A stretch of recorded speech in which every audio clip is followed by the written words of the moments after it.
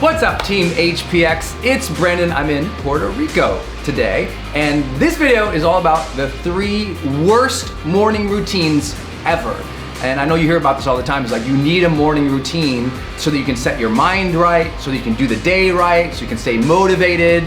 And lots of people have opinions about morning routines. Maybe you already have a great one, but let me share the 3 you should not have and you should not do, because they take away your ability to be in a good mood, to be productive, and to make your dreams come true. Here's how most people, though, unfortunately, start their day.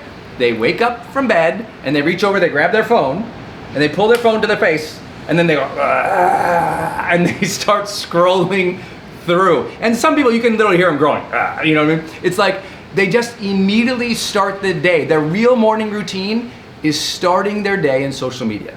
Now, let's talk about why that is bad scientifically. So not my opinion, not like I'm the guy telling you stop doing Instagram. I'm sharing with you some results from the world's largest study that's ever been done on high performers.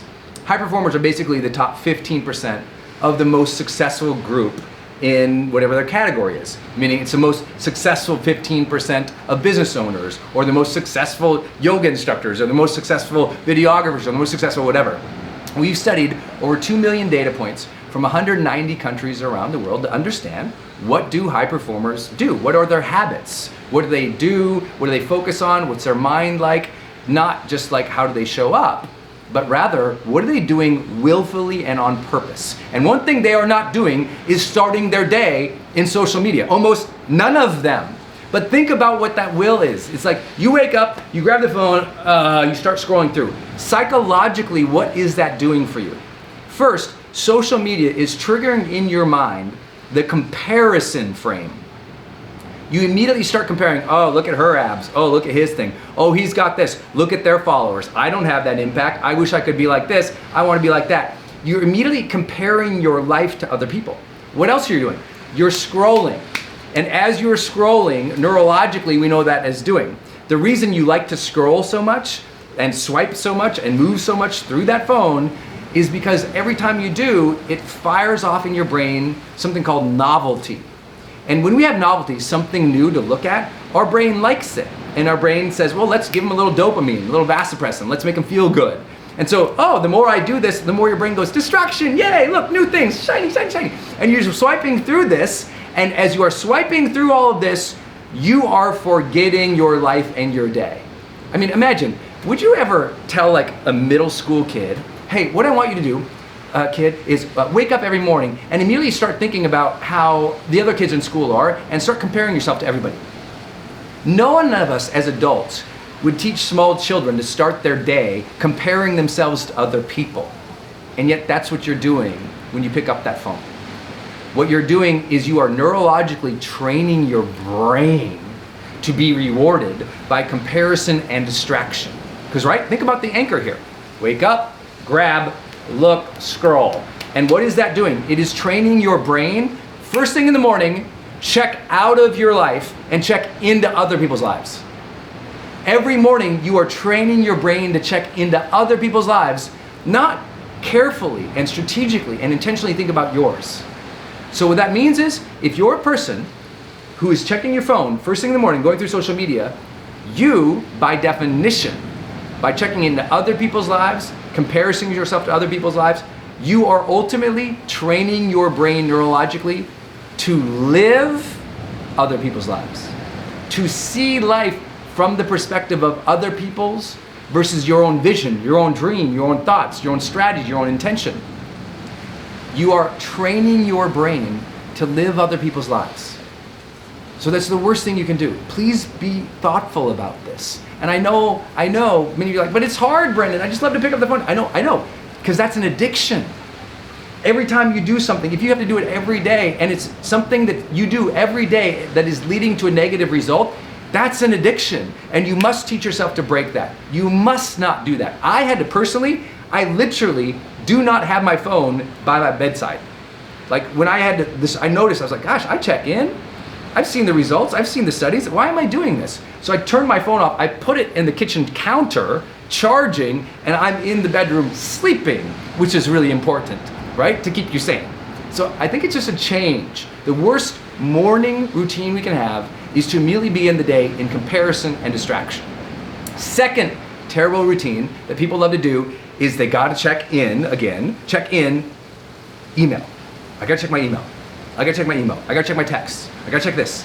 But listen, your texts and your email are nothing but convenient organizing systems of other people's agendas. Think about that for a minute. What shows up in your inbox or in your texts? What shows up in your messages? Other people's will for you. Other people telling you what to do, what to think, what they need from you, what the deadline is. Stress, stress, stress, stress, stress. And most people are literally beginning their day checking their text, their voice message, and their inbox, which is all other people's agendas and needs from you. So again, you are starting your day in other people's lives and needs. And think about that and how powerful that is, especially for people like me and maybe you. Like, I consider myself a people pleaser. Like, I want to do good for other people. I love to lead and caretake of other people. I love to be that person who supports other people. And some people, they give their whole life to other people without ever having shaped their own life. All they do is do what the husband says, do what the wife says, do what the family says, do what the parent says. All they do is do what that inbox says, do what those text requests are. All day, what are they doing? They're reacting to other people's needs, drives, ambitions. So your whole life, you're marching under somebody else's flag. You're following without even knowing. You're building in the capacity to be a follower. And I'm just here to say, listen, I'm not saying you shouldn't ever check email. I'm not saying don't check your text or voice message. Notice what I'm saying. Don't do it first thing in the morning. When you check into your inbox, you are checking out of your life. When you immediately react to other people, you are taking yourself out of strategy and thinking about the day. I mean, for 1 second, think about this. Again, go back to that middle school kid. Hey kid, wake up in the morning and immediately, I'd love for you to start using your mind to compare yourself to other people, to be distracted, and to only think about doing what everyone else tells you what to do. Will that child ever grow up with freedom, autonomy, joy, the significance of building a life that is theirs versus reacting to everybody?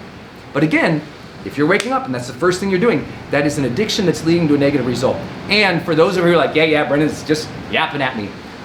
The world's largest study of high performers show, if you check your email in the first 60 minutes of the day, you decrease your weekly productivity by 30%. Take that one home. If you check your email within the first 60 minutes of waking, you are decreasing your productivity by 30% in the week. People say, Brendon, I would love to get more productivity. Everyone else says, well, I don't have enough time. No, you're just using your time really bad in the morning to create these frames where you're comparing, so you're getting discouraged. To create distraction, so you're training yourself to be distracted throughout the day instead of focused throughout the day. You're checking into everybody else's needs, so you think about doing everything for everybody else and not thinking about your dreams, your wants, your desires, your ambitions, your goals, your contributions. And I'm here to tell you, you have to be very careful. Getting 30% of your productivity back though, that's so hopeful. That's so hopeful. And of course people go, well, Brendon, that sounds like pseudoscience. Well, here, let me share you with the results. Why is it you're able to get more done each week? Is because instead of doing those things, you're gonna begin your day intentionally. Instead of checking in the inbox, before you even open the inbox, sit back and say, okay, what are the primary activities I need to do today to move the needle towards my dreams? What are the primary actions, activities, projects, tasks that I must do today to move it forward for me, for my dreams, for what I want to create in the world? Who do I need to reach out to ask for help, or to delegate to, or to ask this for? Like, instead of you using the inbox as a tool to consume and do what everyone else does, use it as a tool to communicate. Say, okay, if I'm gonna open that inbox, the first thing I'm gonna do is reach out to people. Hey, I'm waiting on this. I need this from you. Could you send that to me? Okay, great. Like, do that before you respond. If anything, that will get more productive. Also, please think about this. Please think about this. What if, as you thought about the major things you have to do, that you just blocked some time during the day to ensure those things happened? So for me, as an example, I never do email before the major creative things I need to do during the day. Like I'm filming this video right now, I've done 0 email today, none. Because it's like, this is the major thing that makes a contribution. This matters more than email. You've got to reprioritize your life to doing the things that matter. If you read my book, High Performance Habits, you've learned about this concept called PQO. It stands for prolific quality output. The difference between the most successful people in the world and average performers is that they focus most of their time during the week, on average it was 60% for them, on doing the things that mattered the most to create the outputs that advance their life.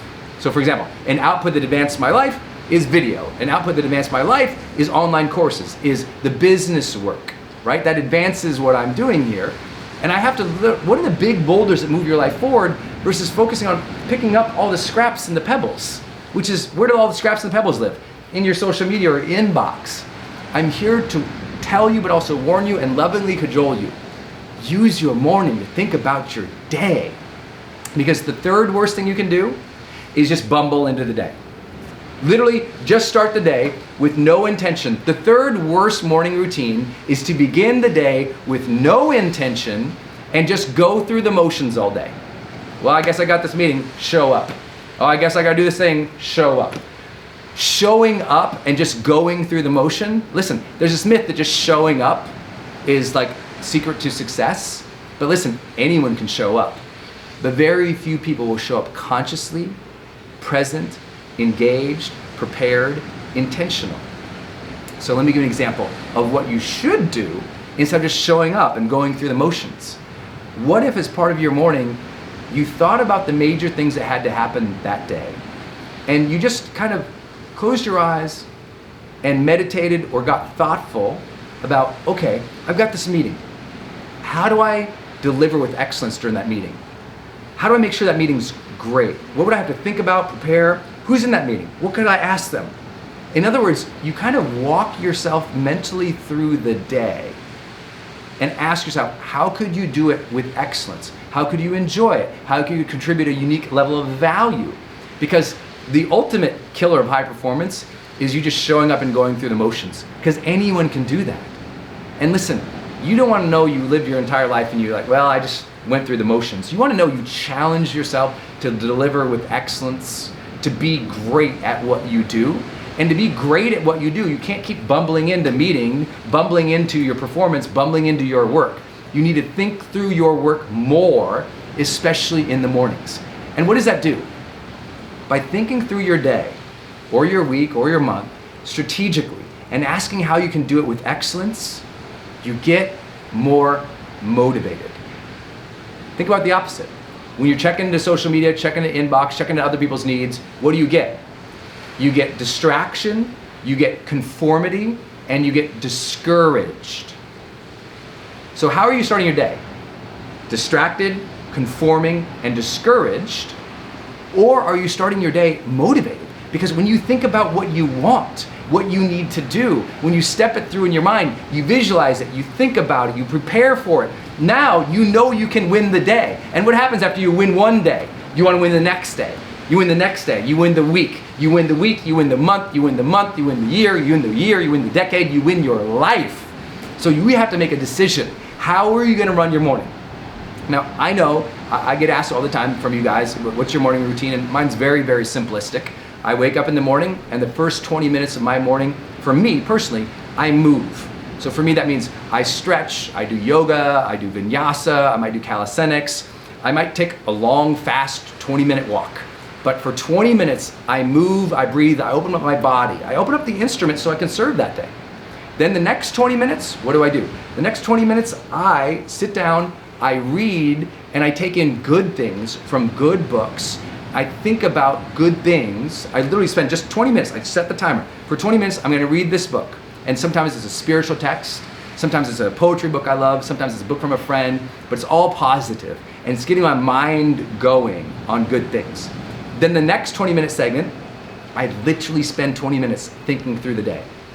Even though the day has been planned, sometimes the schedule's been set, I spend 20 minutes just looking at what's on that schedule. How can I deliver with excellence? How can I do a good job here? How can I enjoy this day? I use that 20 minutes to set my mindset by asking myself, what can I be excited about for today? Who could I appreciate or adore or show some love to or give a gift to today? I ask myself, what might trip me up today? Like, might stress me out, and how would my highest self deal with that? In other words, I literally spend 20 minutes thinking about how to make the day awesome. It motivates me, it prepares me, it makes me intentional. And if you're motivated, prepared, and intentional, isn't it true you'll do a better job during the day? Now, I know lots of people always say, well, Brendon, I can't take an hour, I've got the kids, or I've got work, or I've got these responsibilities. I'm like, okay, but you could take 5 minutes or 10 minutes to prepare yourself for the day. You could take 15 or 20 minutes.